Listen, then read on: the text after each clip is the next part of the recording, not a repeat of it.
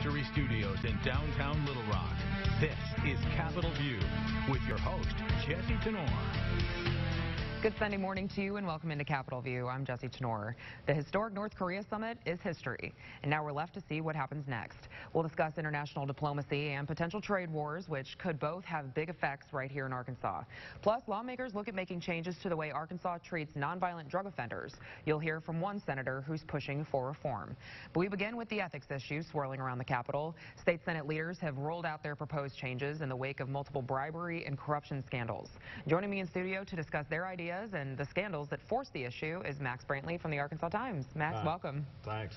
I know you've been pretty vocal about this, so first off, I just wanted to start with, for journalists like yourself who have worked in the natural state for decades, was all of the Cranford stuff kind of a surprise, or was it more of just a ticking time bomb, let's wait and see when this comes out? Well, I think the extent of the bribery and kickbacks and illegal campaign contributions that were laid out in the guilty plea by Rusty Cranford, who'd been both a lobbyist and an executive for Preferred Family Health Care, was kind of shocking just in the epic catalog. The notion that people had found ways to put money in pockets of Arkansas legislators over the years, the notion that lobbyists had influenced how they voted on issues was not exactly new. So I guess one of the questions now is, why are we just seeing ethics reform? I mean, it's not like corruption has been new to the Capitol. I mean, Nick Wilson in the late 90s. Well, yes, and we had some pretty big scandals in the past, but this one is, it was a bipartisan sewer, really. And we've had, what, 5 legislators who've now been convicted or pleaded guilty to federal crimes. We've had a number of other legislators implicated in a minimum, unethical behavior. We've had a rampant development of the practice of lawyers and consultants, quote unquote, setting up business by which they're hired by lobbies, it would seem, to do their work in the legislature. Jeremy Hutchinson, named one, says no, these were legitimate legal fees. But Jeremy Hutchinson, as a lawyer, without alleging a crime, took money from at least 3 legal clients and in the legislature on the floor advocated their interest. And didn't make a public disclosure of that because he's a lawyer and says, well, I don't have to report who my legal firm clients are. This is just a bad practice. The appearance of it is not good. It needs fixing. And his cousin, Jim Hendren, and his uncle, the governor, thought that, well, maybe we ought to kind of take a look at some of this. And so they've set up a committee in the Senate, and they've proposed a couple of rule changes for the Senate that are small advances. They would require a little bit more disclosure of income than we now require. They're going to set up this committee. It's controlled by the partisan head of the Senate, however, and I have questions about whether another committee is a particularly good way to do this, particularly given some of the people they put on the committee, which is... Who in particular? Well, I can think of Jason Rayford, for one, who's had some of his own issues about who he gets his money for a nonprofit that he solicits money for. We don't know where that comes from. I mean, there are all kinds of ways to get money. I don't suggest he's done something wrong, but he's among those who have questions about their outside sources of income. And we've also seen that those rules propose to do something about at least a declaration when you are a lawyer or consultant and perhaps representing your client. But the question of what's a financial interest, how far you have to go before you have to declare something, and then to count on colleagues to blow the whistle on their colleagues in the Senate when they need their votes for other things. I think we need changes in law. We need tough changes in law. We need an independent agency to review these things. The Ethics Commission is pretty much toothless currently. We need more than that. But the other thing I would say is both the Senate and the House and the governor to date address the elephant in the room. And the elephant in the room is a $43 million a year health services corporation that built this business through money that convicted legislators say came as a result of bribes. They changed the law to benefit in how its money is reimbursed. And as of yet, nobody said, well, and the people who are running this company now said, well, we've gotten rid of the bad actors and we've cleaned up, although some of these people were there making $1 million a year themselves at the time these things happened, and at a minimum didn't do a very good job of overseeing their own company. We need a full audit of them, and we need to know that we're getting value for the money we're paying, and I'm surprised that we haven't had a member of the Senate or the House or the governor's office say, I'm going to do that. At a minimum, I'm going to see that they're doing right. Yeah, maybe we'll see that, and maybe they're just trying to bite off. Well, I think they've just been a flood of terrible things, never mind the Medical Marijuana Commission that is pockmarked with incompetency and suggestions of conflict of interest. I think they felt like they had to say something, and I appreciate that. The gesture's nice. Sure. I know you were saying that some legislation has to happen. I mean, even in 2017, there was ethics laws that were they tried to pass and they didn't. I think one idea that one would have disclosed connections to people receiving Medicaid money, right, and that was defeated soundly. That was one thing. There were a raft of ethics legislation passed and offered in various areas, and they got a very cold reception. Do you think it'll be a little warmer in 2019 since there are a lot of eyes on both chambers? Talk is cheap, and hearing these people now, but they're always in the last minute, well, there's a problem here. I'm really for this, but this goes too far. We'll see what gets passed. In the past, what we found is the only way you pass things is by voters. When they stomped on some ethics legislation, that was the impetus for an initiated act. Of course, the voters passed what was called an ethics amendment, thanks to John Woods, who now is looking at potential prison term for his good ethical works. And we found out that ethics amendment was full of unintended consequences, at least unintended to voters, if not by the people who wrote it.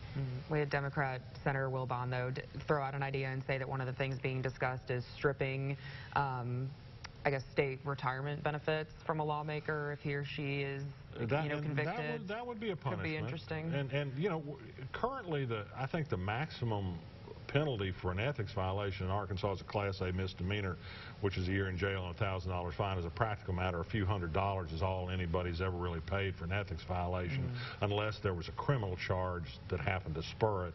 And so maybe, and also we have this the legislators passed this Mulligan rule, which is if somebody calls an error to your attention, you get to fix it without penalty. Well, sure. I mean, maybe there needs to be harsh consequences for breaking the law. Yeah, I think they always say that about criminal law, by the way. Right. We got to put these guys in jail that do these crimes. Yeah, sure. I'm kind of for that. On Friday, the governor at the Arkansas Bar Association's annual meeting, he brought up this topic, and he was something that I think kind of put it into perspective for me is that the plant board essentially has more authority than the ethics commission. And he was one of the things that he threw out is obviously just make those penalties stricter. With the governor saying, hey, let's let the criminal justice system kind of he work did talk this about here. A stronger, more power for the ethics commission, and that's a good thing. And it seems like there was one other. Said something about PACs. Right. He talked about stopping the cloning of PACs, these multiple PACs that are essentially the same people, the same contributors, just doubling their contribution. Of course, that would be better if we stopped corporate contributions to PACs, which is the real corrupting influence at the legislature. But again, he's of course right that everybody's entitled to due process, even his nephew. I mean, he hadn't been charged with a crime, and until he is, I think it's right. I don't think you have to pay a penalty if you haven't been found guilty of something or charged with something. But this is more than a criminal justice system issue. Again, we've got a state agency that is continuing to do business with and having no consequences for an agency in which millions of dollars of money was spent corruptly. The last time this happened, there was a behavioral health agency in Arkansas run by Ted Sewell. A bribery allegation was made. The state cut off business with him, and it was only $20,000 or so at issue. This is millions. I mean, Rusty Cranford has said he illegally got $4 million, and nothing's happened. Other than an audit, what else would you call on the legislature or the governor to do moving forward that you haven't really seen come up yet? We need to have a review of the reimbursement process that favored this agency in a Medicaid reimbursement schedule. There were people who fought. It was a huge fight over it at the time, and precisely because of help from some of these bribed legislators, they passed a system that is good for them. I've been talking to a former employee of this agency that said they started laying some people off when their troubles happened. This person, he can't go into the private practice of therapy because he can't get the same amount of money that preferred health care can get under the Medicaid reimbursement system. It's favored in the system. Well, maybe there's a reason for that to be, but I think we need an open discussion of how that evolved and whether we still want to keep it that way. Clearly, they made a lot of money, enough to make all these bribes and all these corrupt payments, and they're still being reimbursed at the same rate. So what's the difference now? Well, hey, this is just kind of the tip of the iceberg, so thanks for coming on the show and sure. hashing out some of the details. Happy to talk about it. All right. And stay with us. Coming up after a quick break, new talk of terrorists reviving fears of what might happen here in Arkansas. I'll get reaction from Washington to that and what happened between Donald Trump and Kim Jong-un in Singapore. You're watching Capitol View on Sunday morning.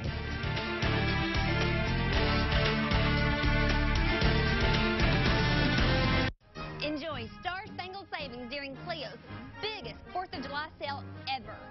Many items are below cost. 60 months, no interest financing is available. This explosion of savings is happening at Clio's Furniture today.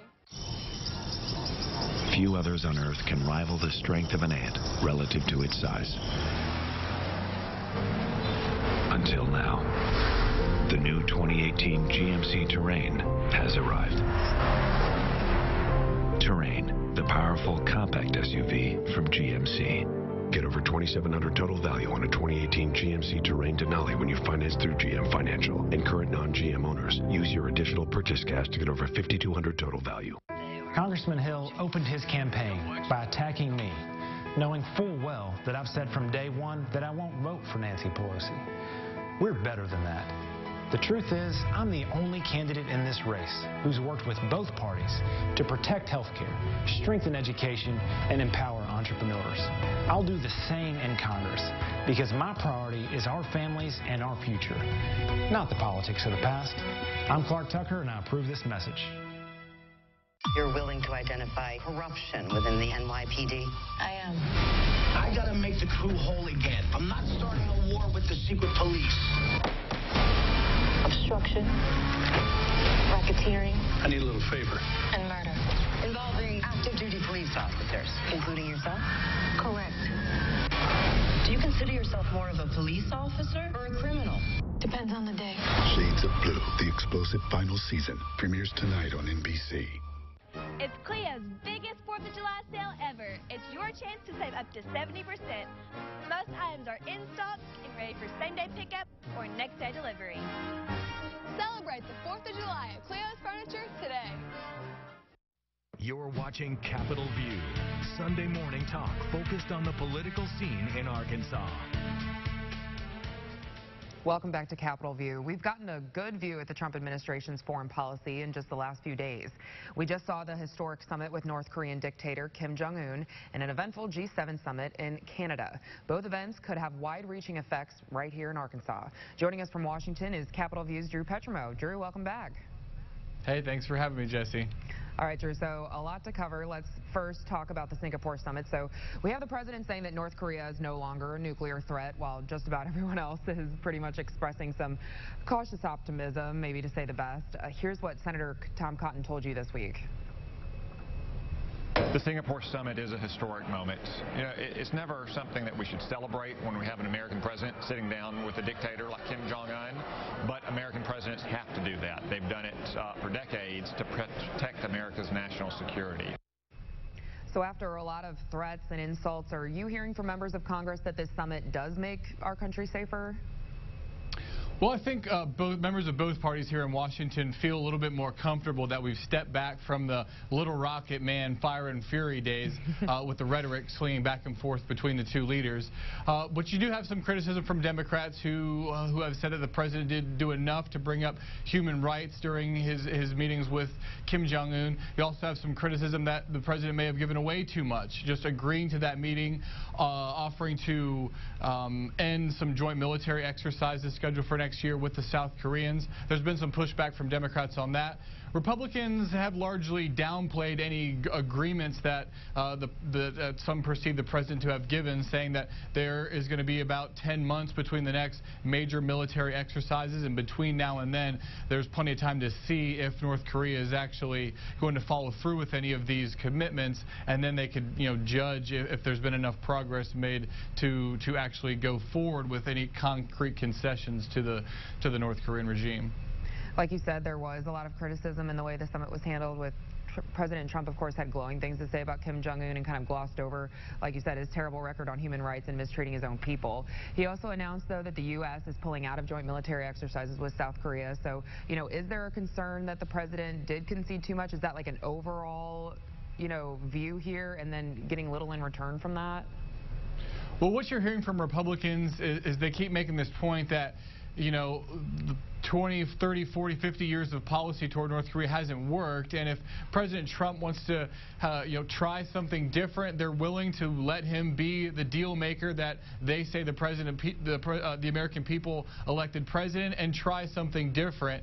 They make the point that a meeting is just a meeting, and that the major exercises that the North Koreans had long complained about aren't scheduled for until spring of next year, and that does give time to see if the regime is serious about ending its nuclear program and making the concessions that the United States government demands before we're really on the hook for any concrete decisions. Democrats and some conservative opponents of the administration are making the point that just the meeting alone is giving the North Korean regime propaganda ammunition to be putting its leader on a stage with the American president, and that makes people that have been outspoken against the president a little queasy. Yeah, so kind of a wait and see there. And then, Drew, from an economic standpoint, there's talk that this summit and sitting down with a brutal regime might set Arkansas up for success down the line. What are you hearing from that? Well, that might be a little bit of a stretch, but you had Congressman Rick Crawford today, this week saying that, if you're going to sit down with the North Korean regime and talk about normalizing relations, why not do so with the leaders of Cuba, where there is still, extensive barriers to trade there.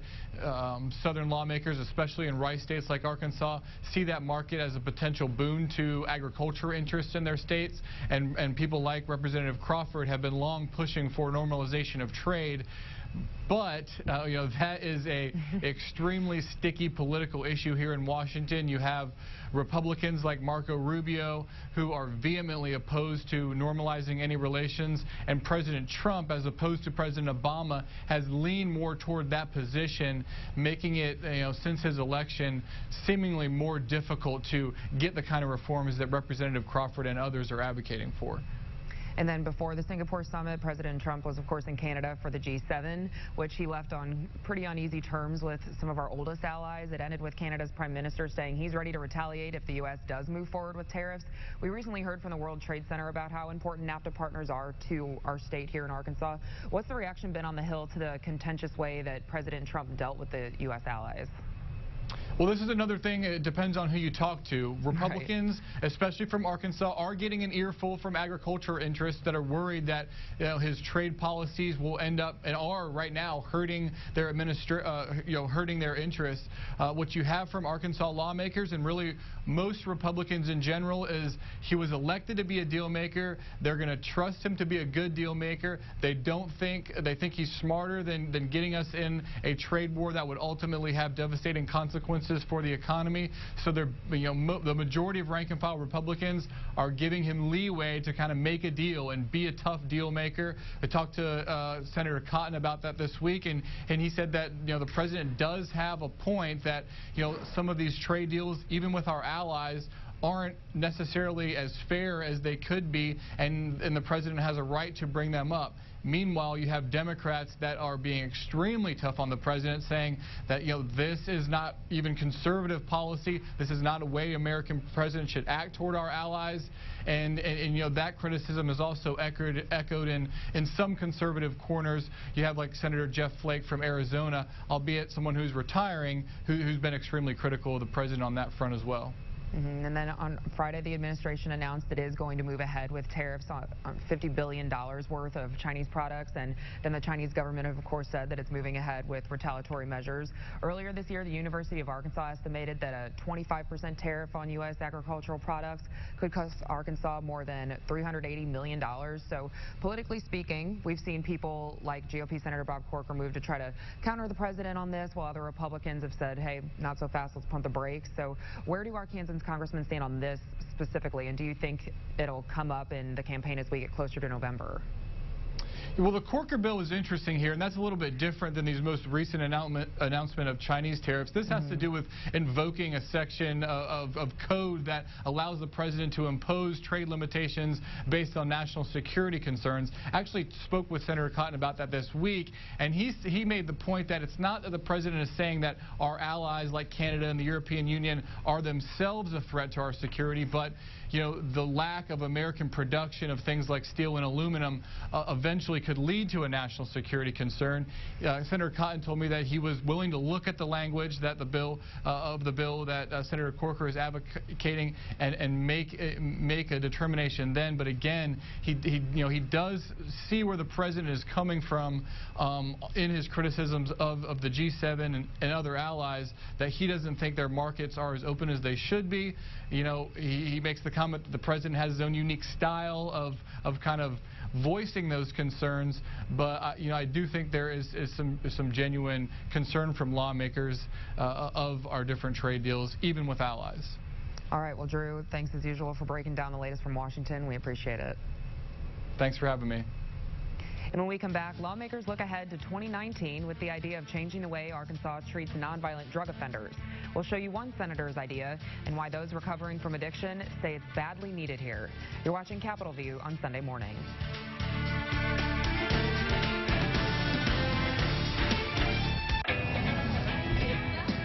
How do you show up? Do you just bring it?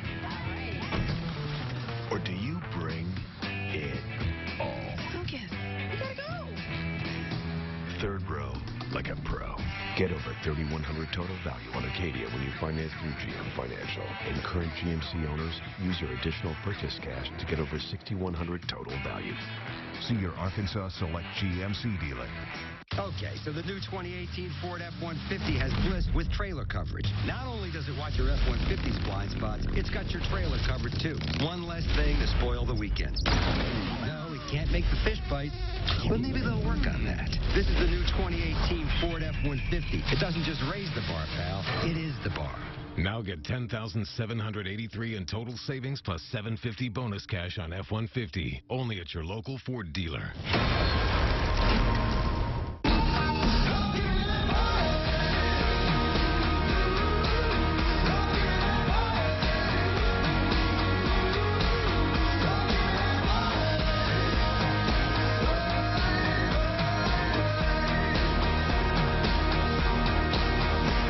XT5 reviews are in. Come in now and see the beauty of the XT5 for yourself. Get this low mileage lease on this 2018 Cadillac XT5 for only $349 per month. Auctions can be for people that are going through tough financial times, bankruptcies, divorces. Sometimes it's a sad time in their life. Sometimes it's a happy time. Sometimes you've got a new job and you need to sell your house in a certain amount of time so you can move and start your life somewhere else. If you're selling your house, we would bring the crowd to your house. And we like to do that because the buyers that come to that auction, they're looking at that house that they're bidding on. Call me, Thomas Blackman. Better Auctions or Blackman Auctions. These crispy tenders are so flavorful and crispy. I know, right? They're so flispy. Flispy? Yeah, flavorful and crispy. It's this thing I do where I combine two words to make a cooler word. How neat. I also came up with Labradoodle. You had a Labrador who could draw? Nothing beats our new crispy tenders made with 100% all-white meat and cooked to golden perfection. Try them now in our $3.99 crispy tender dinner. This is how you Sonic. You're watching Capitol View, Sunday morning talk focused on the political scene in Arkansas. This is now a mental health issue and not a criminal issue. That's how Arkansas and the rest of the country, for that matter, views opioids. State Senator Joyce Elliott is asking, why can't it be the same for other drugs? She and her colleagues in the Black Caucus are asking this very question ahead of the 2019 legislative session. They believe the state needs to dive into its records to see which prisoners should instead be getting treatment for mental health. Kendall Covington takes different shots of Goodwill's high school. The 23-year-old watches people excel from behind the lens. But just 2 years ago, Covington was the subject. I got chemically dependent on opiates before I really realized what happened. She fed her opioid addiction by shoplifting, selling drugs, ultimately switching to something stronger. I was an IV meth user before it was all said and done with. Covington was in and out of county jail, then served 14 months in the former Pine Bluff Women's Prison. The meth left me in a mental state of dependency, and it was an obsession. It kind of gets to rolling, and then it just goes. You know what I mean? And you can't control it until you're either dead in jail or in a facility. She believes the longer drug abusers are locked up, the more out of sight, out of mind.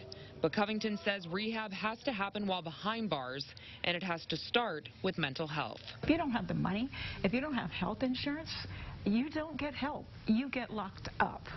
And there is a better way than that. And we've discovered that through the opioid crisis. State Senator Joyce Elliott believes the state should consider vacating sentences for nonviolent offenders who have been locked up for years on drug charges based on laws passed in the 90s. We were thinking punishment, punishment. I mean, that was the flavor of the time. Senator Elliott says now it must be rehabilitate. Not to do that just increases the racial and socioeconomic disparities that have resulted in many people being in prison and rotting away in prison. It's a pretty nice little gig I rallied up for myself. Covington sits behind a computer instead of behind bars because someone gave her a shot and she took it. If you don't try, then you'll never know and you'll never get to where you're going. And Senator Elliott says this is one of many prison reform issues the Black Caucus is working on ahead of 2019, so stay tuned. And we're back to wrap it all up after this. You're watching Capitol View on Sunday morning. Have you inherited property and you want to make sure? Casey Ziegler at the Nash Law Firm answer that question.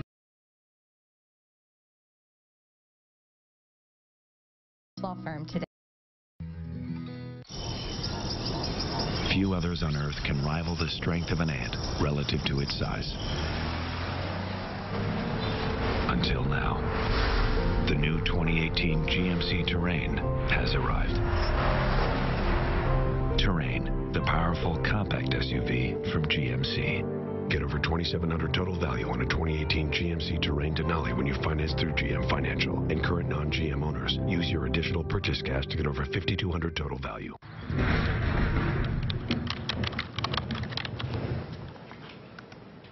We have a tornado warning.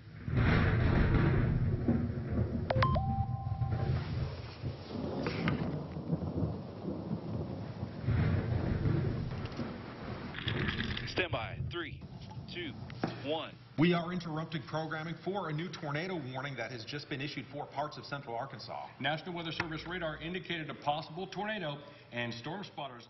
You're watching Capitol View, Sunday morning talk focused on the political scene in Arkansas.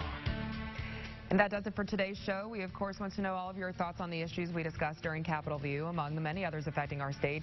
So just make sure you keep using that hashtag MyCapitolView on Twitter and Facebook, both during and after the show, so we can continue the conversation together. We're back with an all-new Capitol View next week. Enjoy the rest of your weekend.